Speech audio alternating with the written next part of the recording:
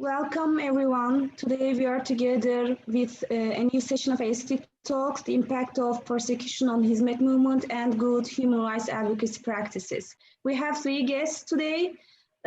From South Africa, Miss Amina Frenzy, welcome. And from New York, from United States, Dr. Alp Aslandoğan, welcome. And we have another guest from India. He's going to be joining us today a little bit later because of the time difference. And Dr. Alam will be with us. And Büşra Çolak, my colleague, will be helping today for the moderating the panel. Büşra Çolak is a psychologist and volunteering with the Interfaith and Dialogue activities in New York. Büşra, you have the floor.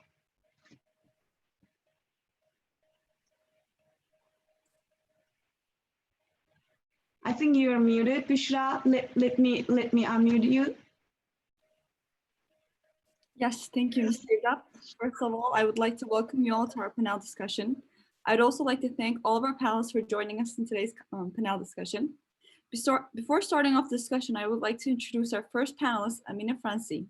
Ms. Frenzy is a South African-based journalist, editor, and freedom of expression advocate. She's a former television managing editor at the South African Broadcasting Corporation, is a council and founder member of SANEF, the South African Editors Forum. She serves as the board director of IAG, a journalism and media training institute. She's a deputy chairperson of the South African Press Council, a regulatory body dealing with complaints in the print and online media. So, Ms. Frenzy, my first question is going to be, from the perspective of journalists, how would you evaluate Turkey's persecution regarding freedom of expression?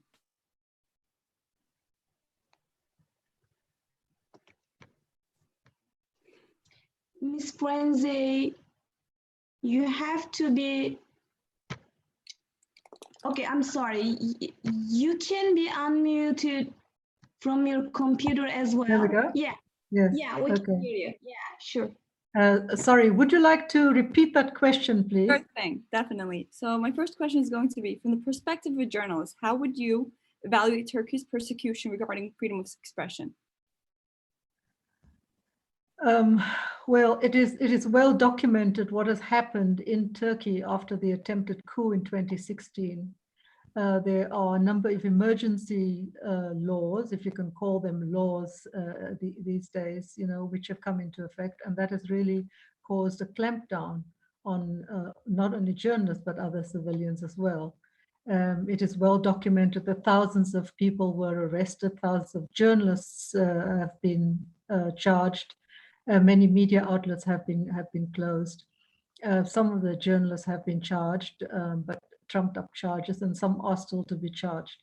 And their crime is that they are associated with the Gulen movement or Hizmet, or being critical of perhaps the Erdogan regime, whether it's insulting the president or any such ridiculous charges. This has resulted, the closure of all these media institutions have caused untold harm and damage, to the country as a whole. If we, the media, cannot inform the public, who will? So all these independent voices have been closed down. These include radio stations, publishing houses, newspapers, magazines, and there's also limitations on social media at the moment in Turkey.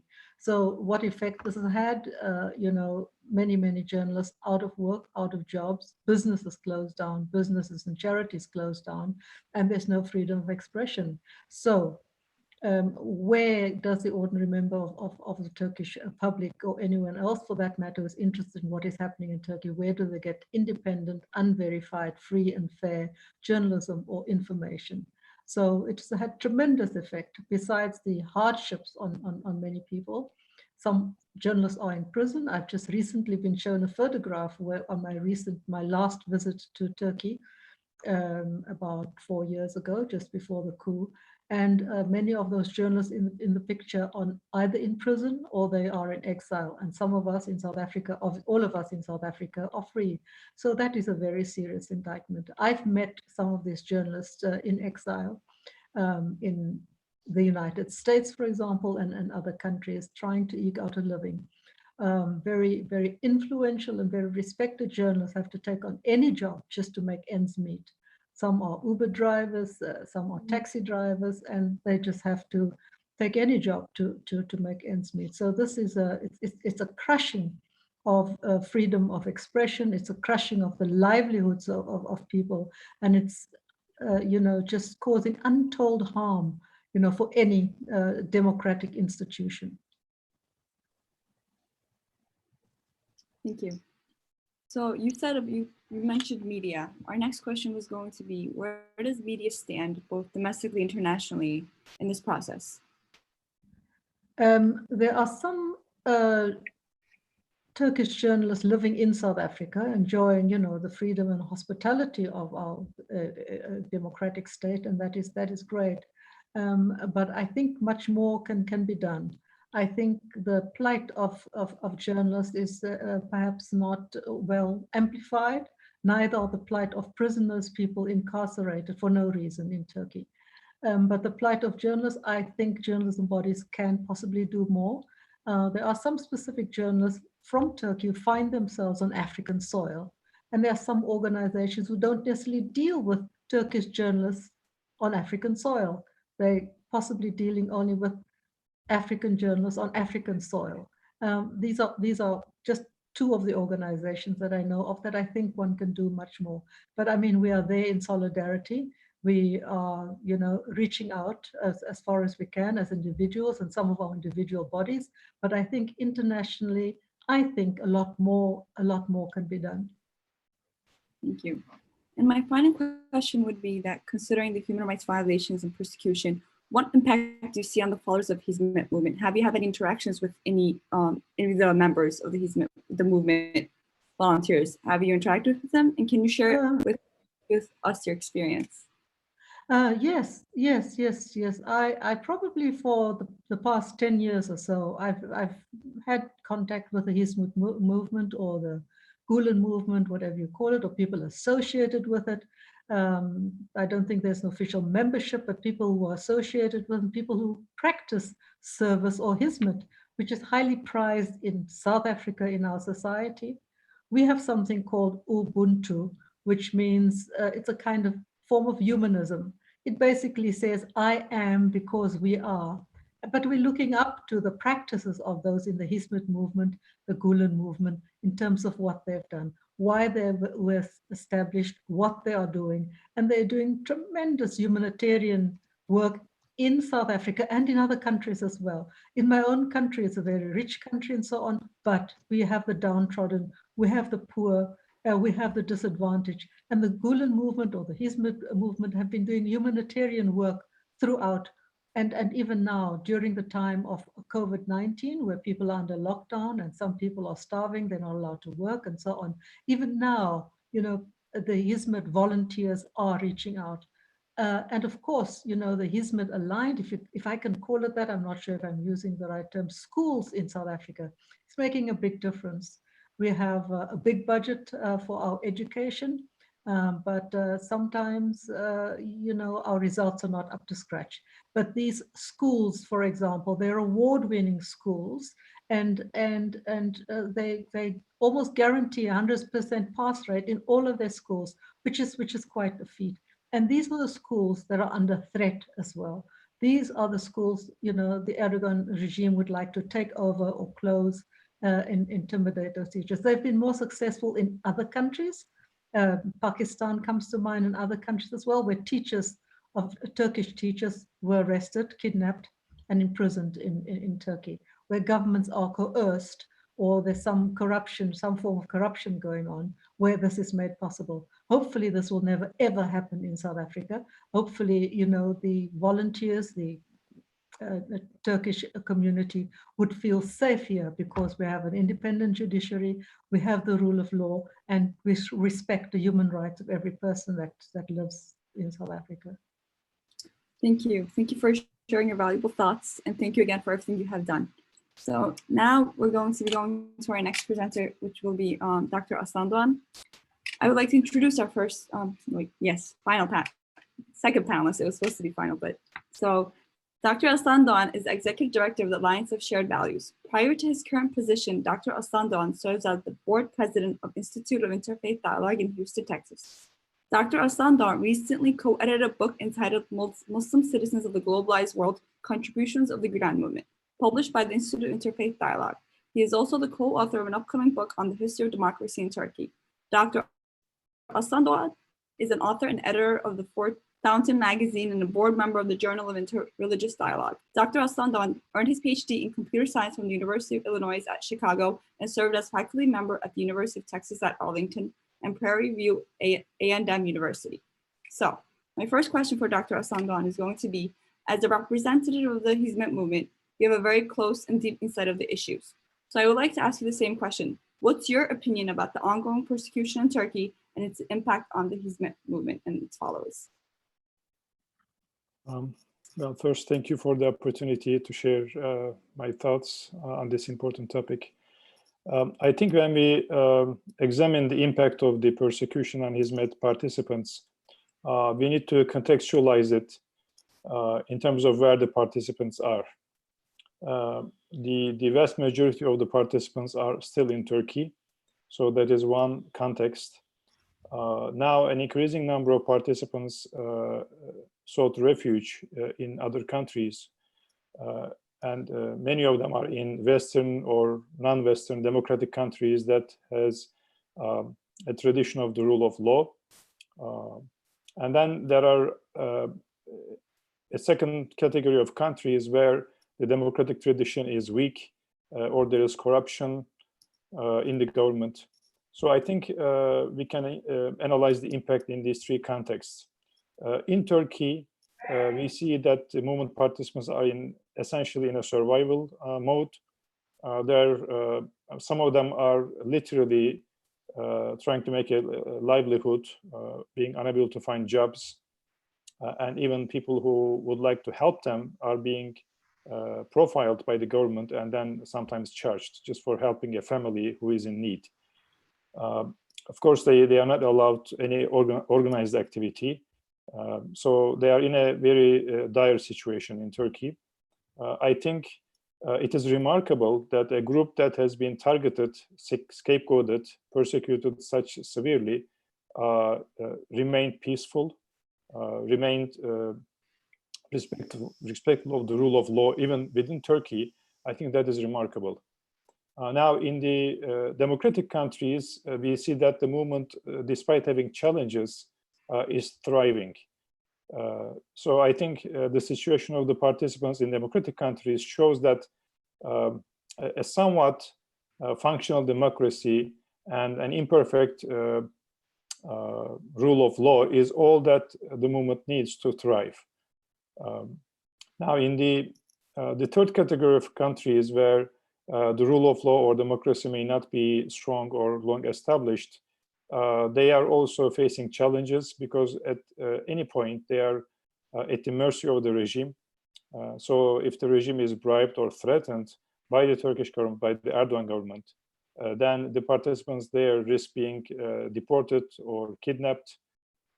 So their situation resembles the ones in Turkey. Thank you. And in the global context of human rights, do you think that this period has given the Hizmet followers any opportunities? Absolutely.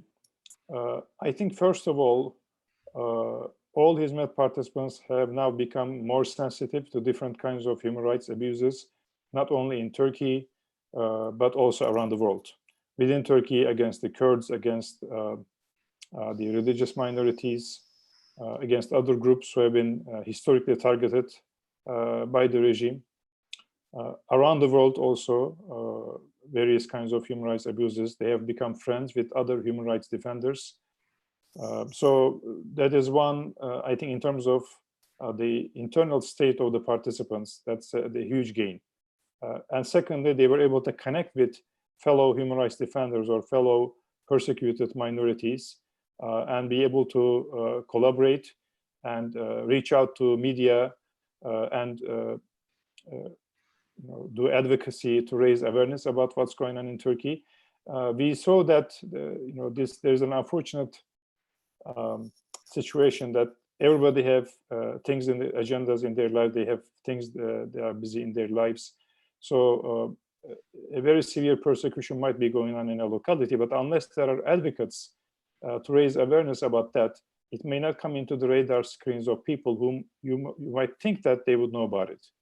In our experience, I'm sure in the AST members' experience, we see that some of the major developments, major forms of persecution go completely unknown in many other countries.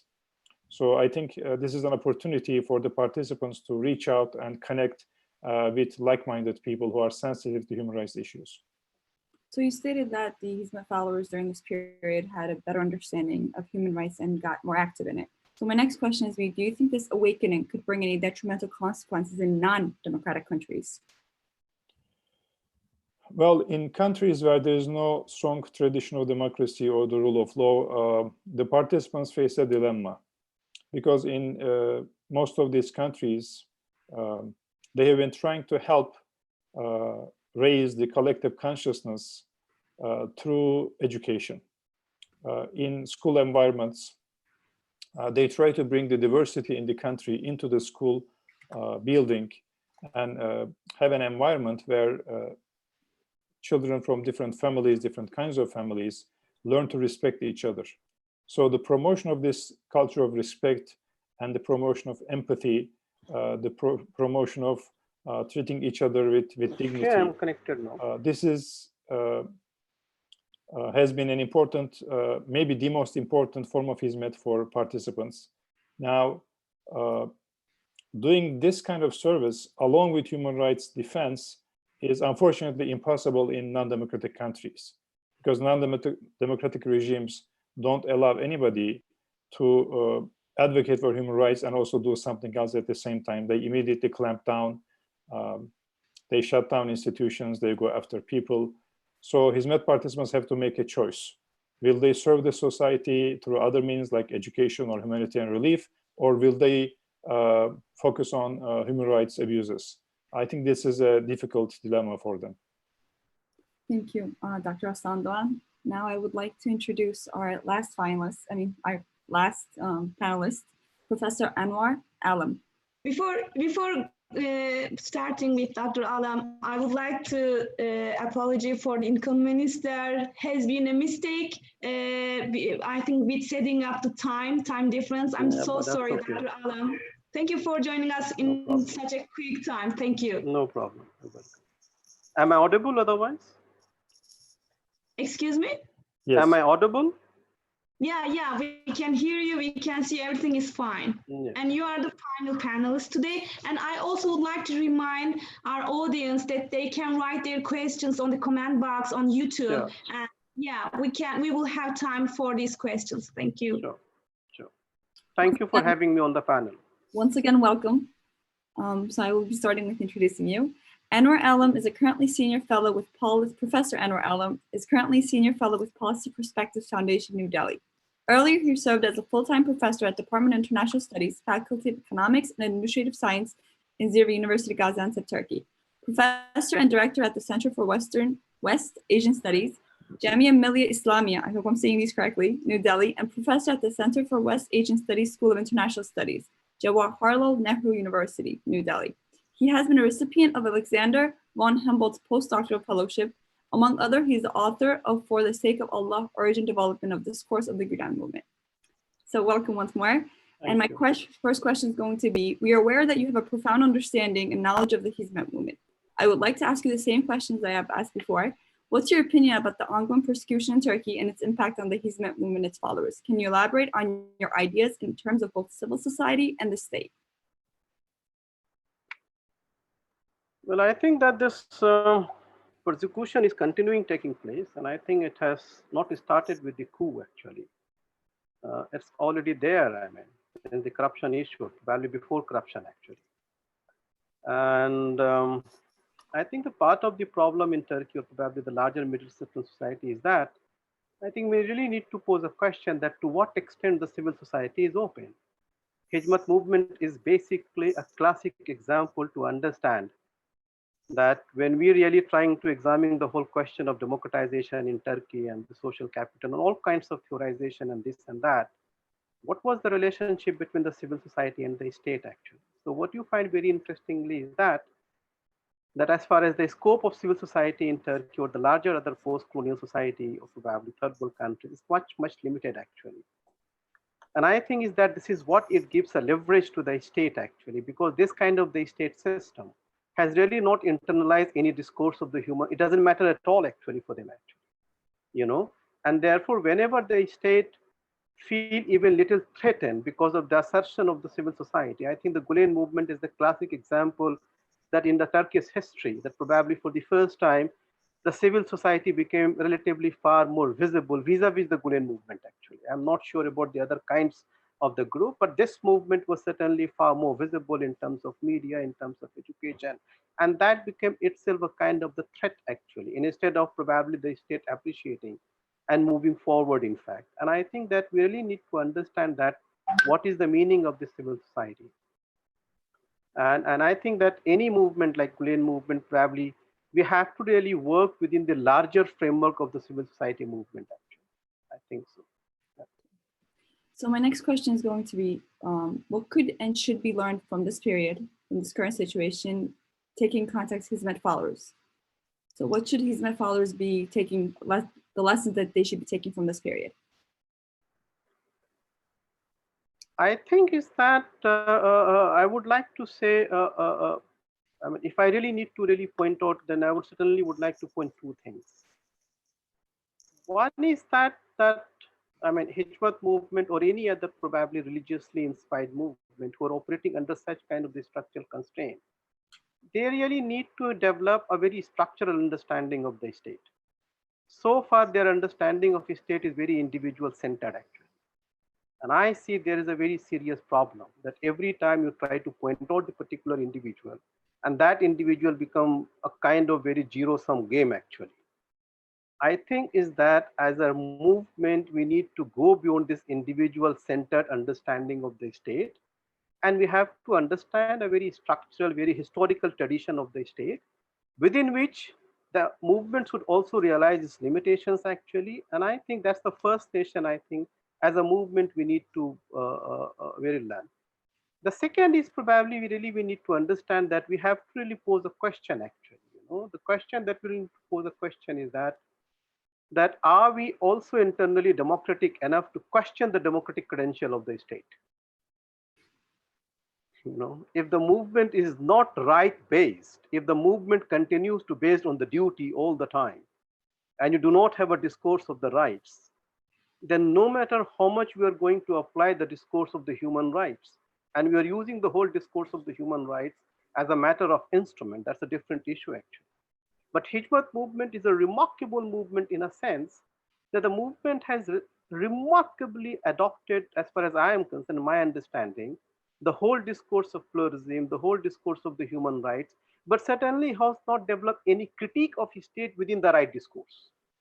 So that's where I see a paradox actually, you know.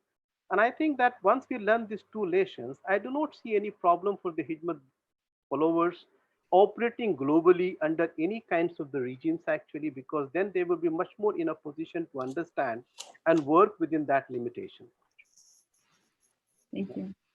And my next question is going to be, for the current situation, do you have any advice or suggestions, further advice or suggestion that you could give to the Hizmet followers?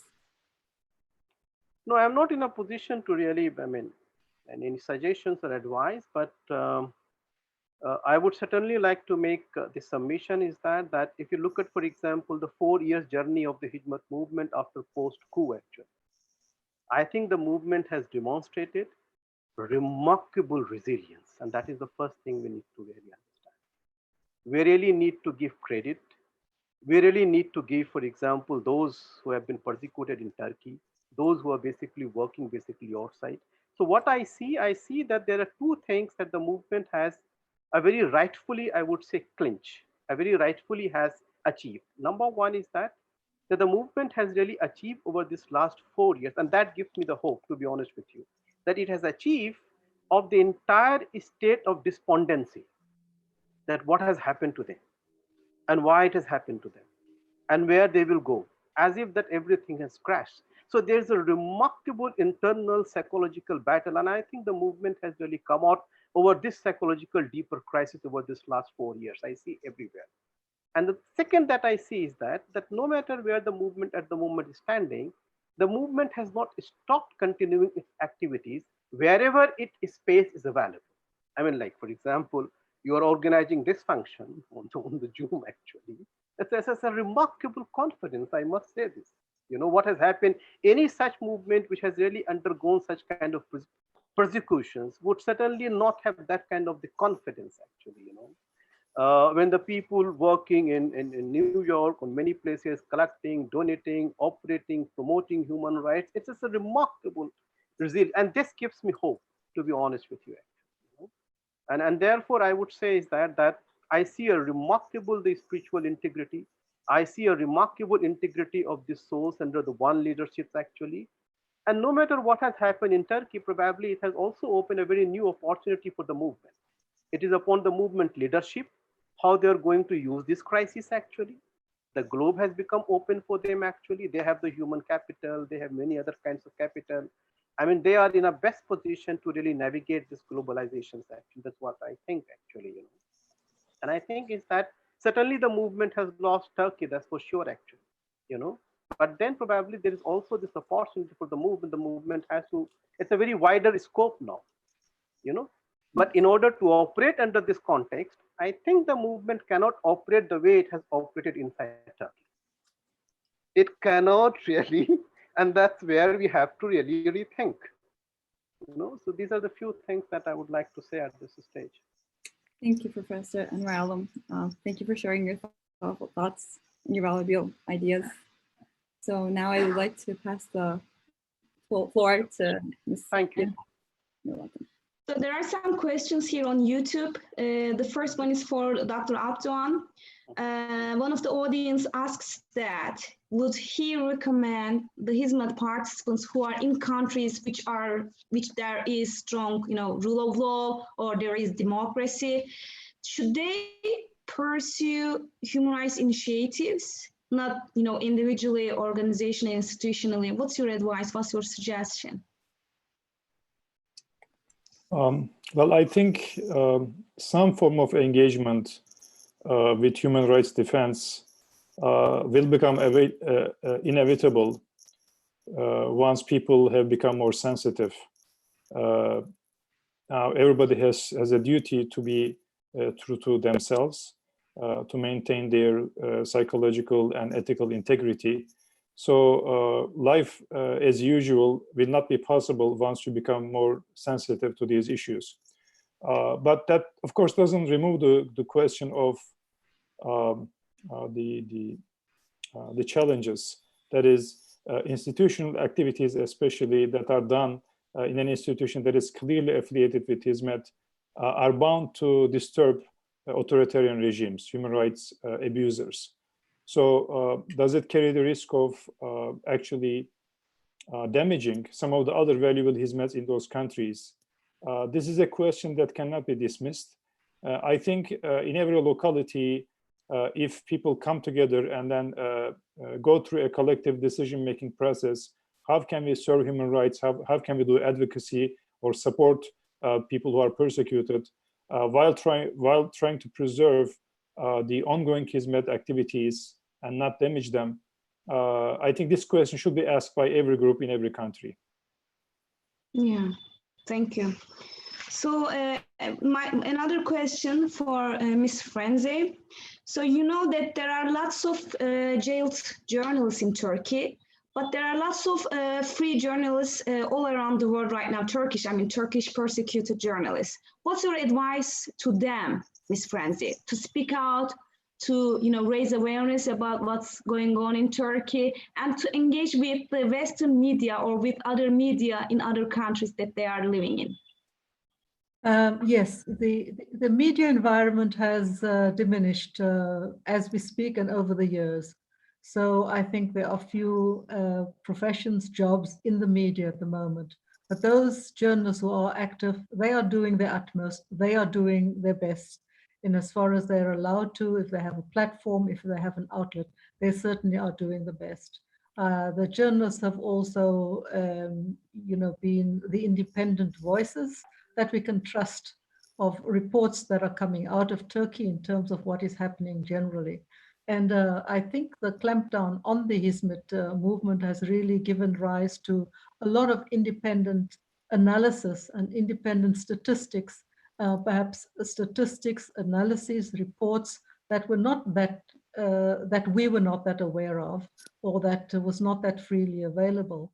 I'm thinking of the Stockholm Media Center, for example. So journalists out there who are free are doing what they can, but they are not jobs for everybody. But I think we who can, we need to reach out and see how we can help to empower them, ensure that they have some kind of outlet for their voices. It's very, very important. In general, you know, when there's such a lot of fake news around and such a lot of resources for propaganda, I think it's important to hear those journalism voices and other voices in the media. But it's not easy. It is not straightforward. But I would like to add to what Dr. Aslandogan answer earlier. The awareness that has been created and where the Hizmet members, movements, you know, sympathizers, adherents of the Gulen movement as well, they have, some have regrouped, and I think there's a fight back. It's not a question of lying down defeated. Quite a few awareness raising groups have been formed. In South Africa, there are quite a few. One that comes to mind is the Universal Rights Association, for example. It's a very good organization that really is determined to fight for the rights of those incarcerated and globally as well. So that is very important. And I think linkages also to other communities under in distress, other communities that have been incarcerated, other communities such as the Palestinians, for example, in the Middle East. I think there are links and there are linkages, and I think there's probably more awareness and more solidarity of what is going on in the rest of the world. Yeah, thank you, Ms. Franzi. Questions are coming. There are interesting questions. One is for Dr. Alam. Dr. Alam, one of the audience says that you said Hizmet lost Turkey. So do you think that in the future, Turkey will regain the momentum again and a Hizmet movement will be stronger in Turkey some other time in the future again? I always believe that. So, I mean, the Hizmet continues to have its own social base in Turkey, actually. Yes, there is a huge persecution, that's for sure. But it has its own linkage, its own social bases, it has its own memory, actually. So how the society and state dynamics is likely to take place in a couple of 5 to 10 or 15 years or post-Erdogan era, actually, many things also depends on that, actually, because large number of social groups are attached with an state system, in fact. So it depends on that. So yes, it can revive, and many movement in the past has revived after one leader or the other leaders. There has been the history of the revival and the reformist movement. So I really do not rule out that the Hizmet will not be revived, but certainly it will not be revived in its present form. The form will change, that's for sure. It will not revive in the present form which it has expanded more than 50 years of life in Turkey. The form will certainly be different. So, yeah. If I could just add to that, you know, coming from South Africa, you know, we had the apartheid regime in the past, where many of us were called terrorists. Mr. Mandela, who became president subsequently, has also been called a terrorist. And, you know, we developed into a democratic state. In Turkey today, I mean, adherents, members, sympathizers of the Hizmet movement are all called terrorists, or people who follow the Fethullah Gulen philosophies are labeled as terrorists. We as the media and others should really object to this. It's objectionable language. It cannot be accepted. These people are not terrorists. They may be opponents of the Erdogan regime, but they are not terrorists. And in South Africa, for example, there's a Turkish ambassador in South Africa who's called Turkish journalists terrorists. This is very irresponsible, it is very dangerous and would be life-threatening for them. So in terms of terms and terminology, we should not accept it. But in South Africa, we also come from a very dark period where over 30,000 people were arrested during the states of emergency. Amongst these were, you know, my mother and sisters, etc. But they've been held in solitary confinement. We didn't know whether they're dead or alive, very much like what is happening in Turkey today. And fortunately, we have overcome. But today, I think it requires international solidarity with the people of the Hizmet move, with the people of Turkey, with Democrats in Turkey, to enable a democratic dispensation in a future Turkey. Yeah, yeah. So in this sense, this course is very important for Hizmet participants, both, you know, developing an efficient discourse and rejecting improper discourses in the fight for the democracy and the human rights issues. Can I join the Alfred statement? Is that possible? Can I join the comment of Alfred on the question of democracy and the human rights? Yeah. Because as the Alfred, I mean, I understand that he said that there's a dilemma for a Hizmet movement, whether to become the advocates of the human rights and wherever its institution and the systems are totally authoritarian, so where it should be actually. You know?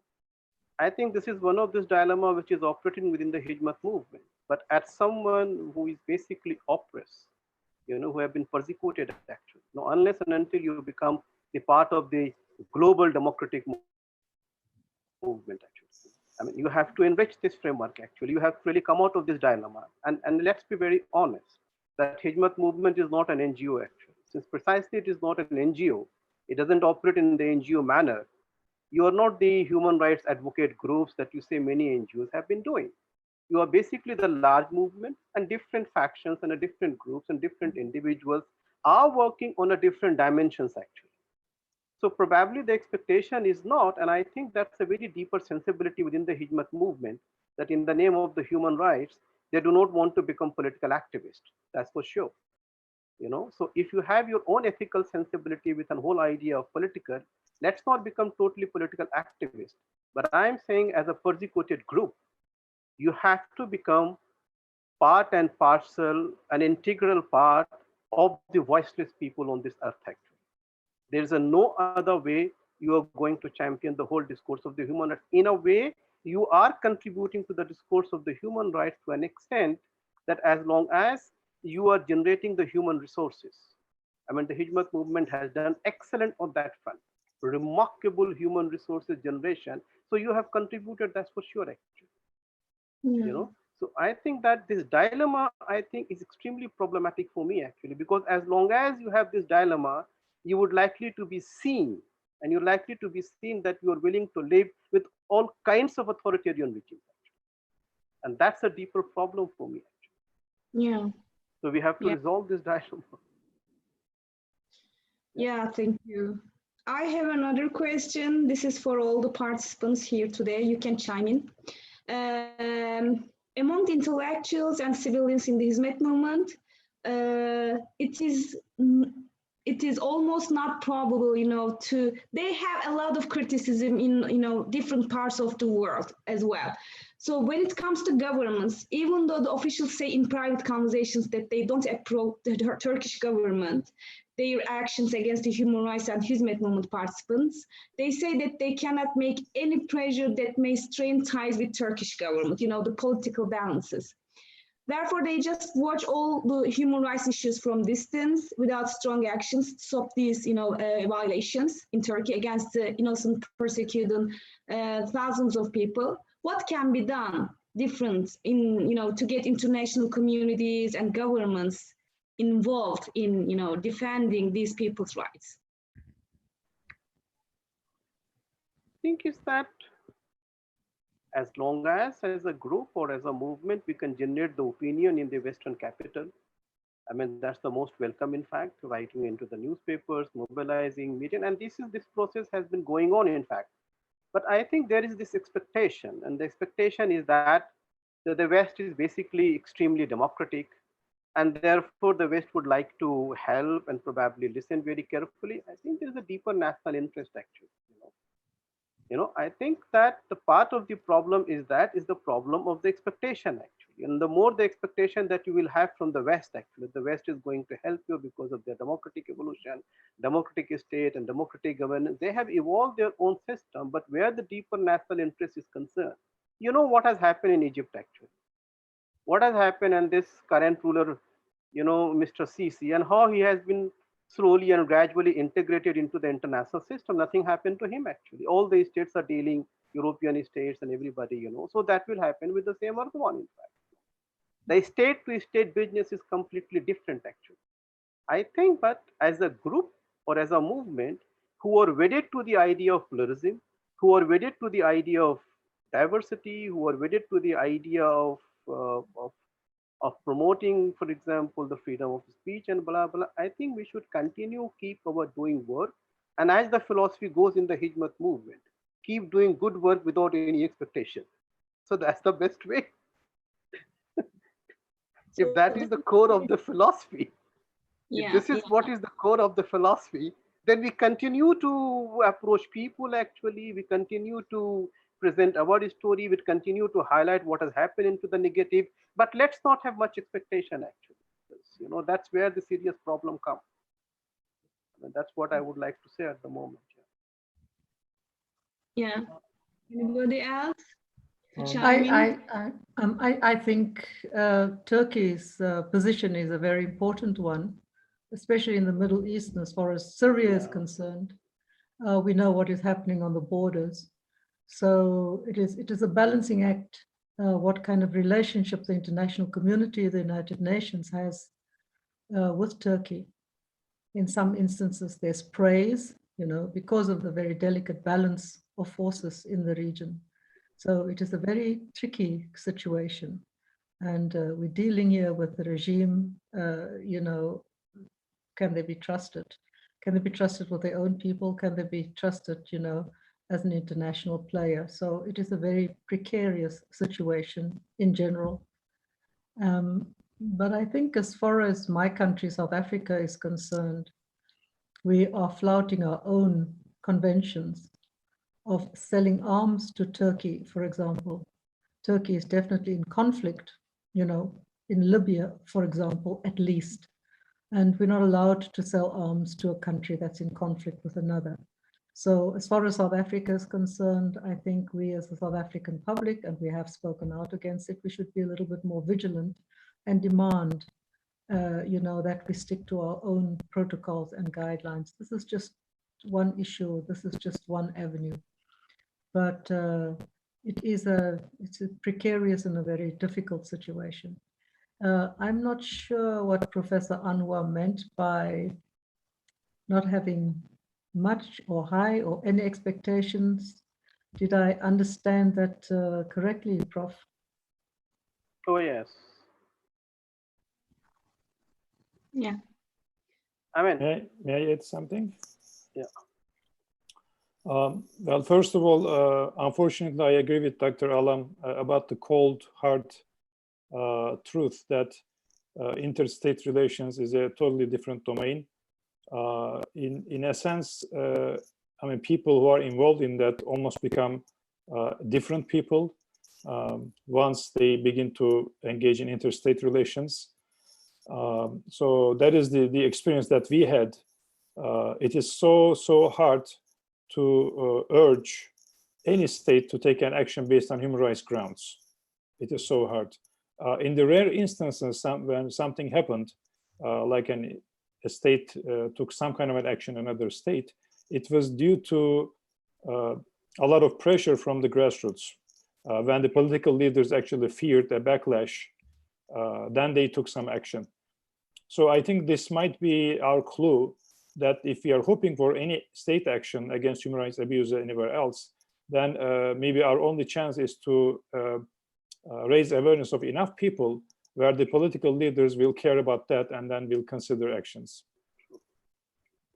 Yeah. Abdurrahman, do you want to add something, or can we go No, with she, the... I mean, Professor Madam just inquired about this idea of expectation. I said exactly. I mean, I use this word expectation because this is the most probably one of the most the word which you heard within the Hizmet movement, because they are the movement that have generated without any kind of expectation. They do not expect, and that's one of the basic principle of the movement actually. So what has happened after the persecution when they moved to Germany, moved to UK and many other places, and they have this imaginary of the West that they are the great fortress of democracy actually, and the democratic states, and they would certainly likely to come and help them. And every time they feel very helpless, that's not happening. Erdogan remained there. It has really consolidated the positions actually, as you rightly said, that Turkey is at such a situation within the Europe, within the Middle East, and therefore different international community agencies and institutions have a different, very strong stakehold within Turkey in the stability of Turkey,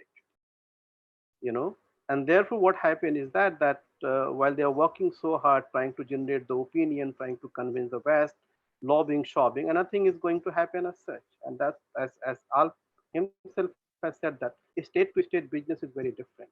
So this leaves me nothing but come back to the principle of the Hizmet movement, that I continue to do my good work, promote human rights, generate all kinds of literature, but probably expecting in favor of us against the state is a deeply problematic proposition. That's likely to materialize only on the material interest of the state. Yeah. So that's what I said. So Yeah, you're thank- reaffirming your suggesting and reaffirming a more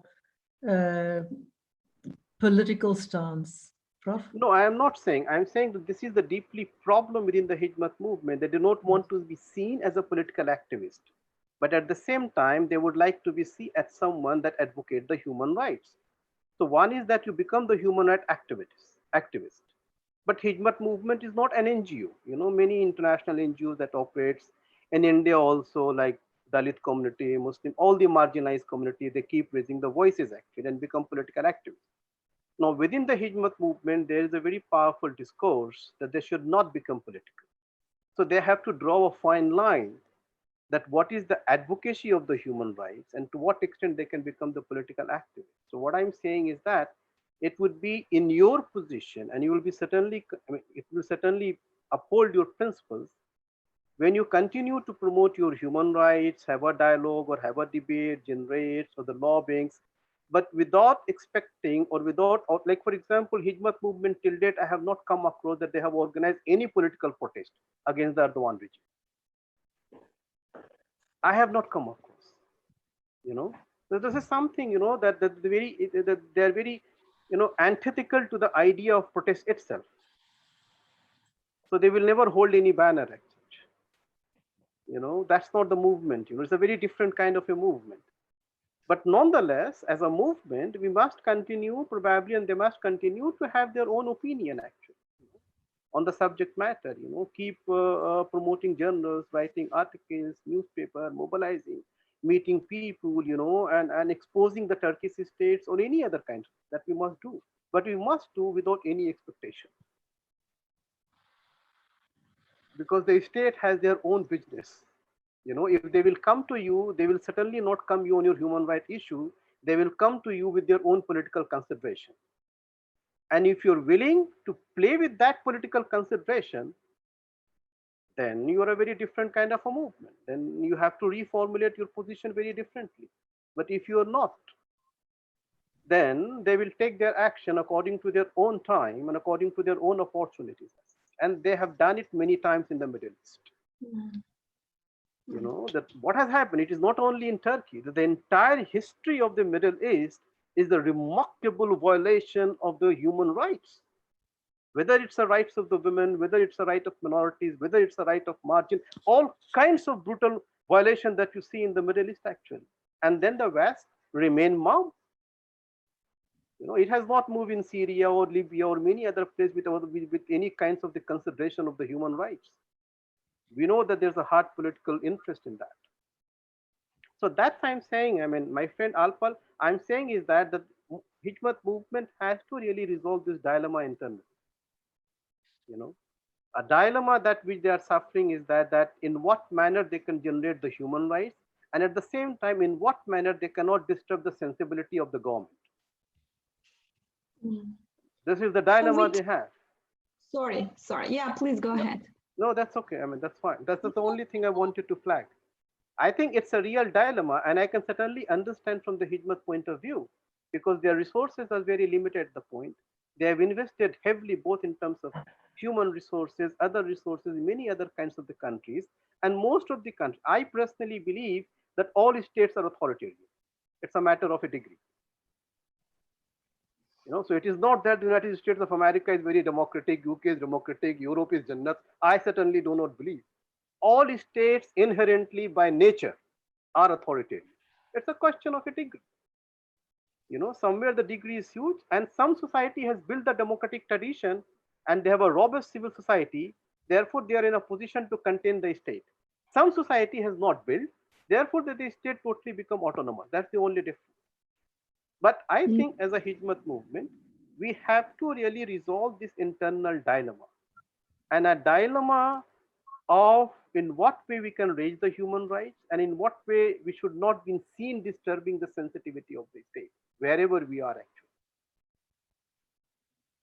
But we have to resolve this dilemma, I think so. This is a very serious dilemma, because at many places we keep silent when many minorities are being slaughtered.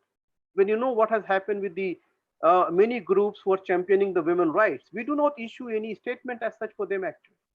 We do not want to be seen as a political, but we do not want to be seen as a political in a manner in which we remain silent. And as an oppressed group, as a group that has been persecuted so badly, we really cannot be seen apart from many other marginalized groups in the world actually. We must become the part of that voice. That's my concern actually. And therefore I'm saying is that you are not in a position to disturb the state sensitivity as long as you are in a business of a dialogue, you're in a business of education, you're doing the social activity, except you're also articulating the whole issue of the human rights actually. Provided in one context, the human rights become the political business. But if you're sure you're not making the human rights political issue, you're perfectly safe. Yeah. Thank you, Dr. Alam. Coming to the end, I would like to ask our panelists if you have any final remarks to share. If I may make my final remark in part in response to Dr. Alam. Okay. So I don't disagree necessarily with Dr. Alam. I just want to add that I think until this question or dilemma is resolved in terms of whether Hizmet in an organized way as a movement will engage heavily in human rights defense, I think there is a middle ground that is individual activity. Let's say there's a country X where there are Hizmet institutions, let's say schools, that are helping educate thousands of kids. And doing human rights advocacy against the regime of that country will probably undermine those schools and will take away the opportunity to educate thousands of kids who might, in the future actually help the country become more democratic. So there is a real choice there. But this is about Hizmet doing this human rights defense in an organized way as a movement. But there is a middle ground that Hizmet participants can join human rights defenders. They can certainly financially help human rights defenders all around the world, even for that country. They can volunteer individually. As long as they do that on their personal conscience, I think that might present a middle ground until this question is resolved at a higher level. Yeah, thank you, Dr. Atman. And Ms. Frenzy, I think you were going to say something, right?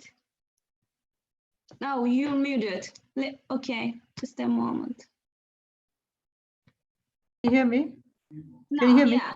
Yeah. Yes. Thank you very much. Thanks for organizing this meeting. I think it's important to hear the voices and the views. My understanding is, how difficult would it be to have a policy change of an organization that don't have formal membership? in terms of the approach of the Hizmet movement.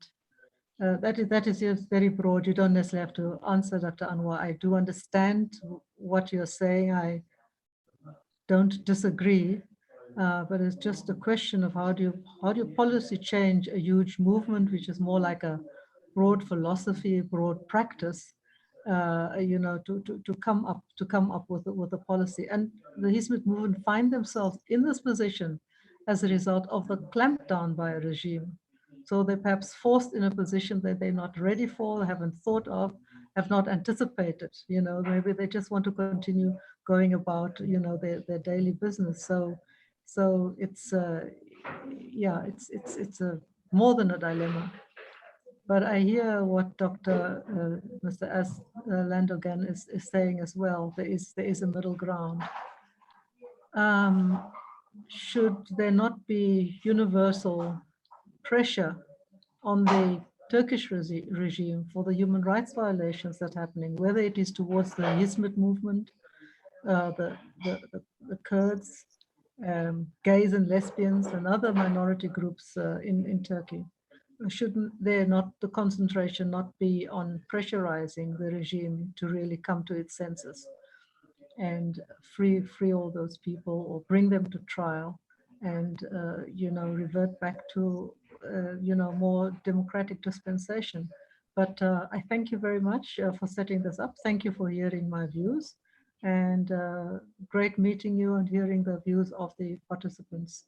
Thanks very much, and all the best.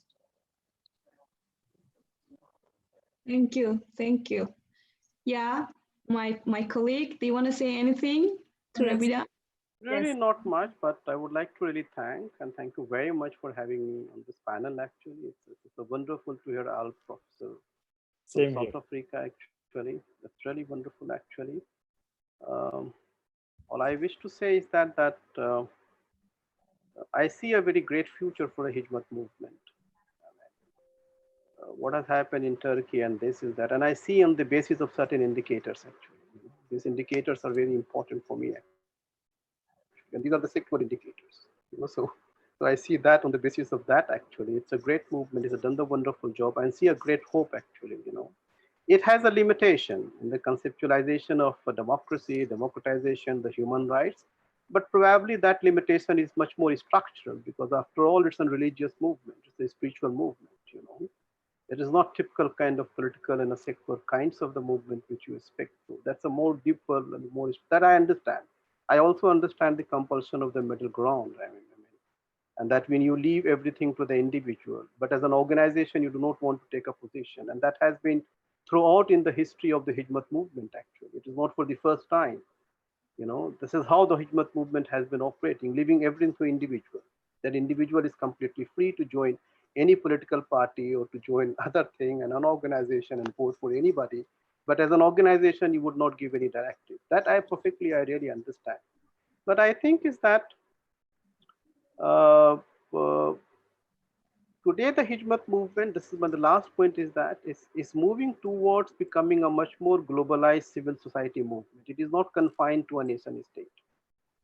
Let's be very clear on this issue. All your strategy and all your discourses emerge in Turkey in response to a Turkish nation state. And wherever you went globally, you went with that understanding. Today, that's not a situation. And therefore, my submission is that we really need to have a reformulation. There must be reformulation going on within the movement. But the irony within the movement is that it doesn't produce any document to see people like Anwar Alam to do further research. What documentation is there? So I really do not have any access to document what has happened in these 4 years. Is there any central leadership, any documentation, any resolution, any declaration? Any internal introspection that has really taken place, which I am, on many other people have access to understand. And on the basis of understand in which way the movement is moving, actually. And I think that's a very serious, I suppose, from the research point of view also, and those who are working with the movement and those who would like to see the great future of the movement, but we really do not have any access, So the movement totally becomes the oral movement. You know, Yeah. and Thank that's you. where the problem is. But thank you very much for having me. Thank you very much. All for joining our. Thank you for. Thank you for sharing your thoughtful ideas, and I would also like Thank you. to thank you Daf, for having this wonderful discussion. Thank you to all. Thank you. Thank you for the opportunity.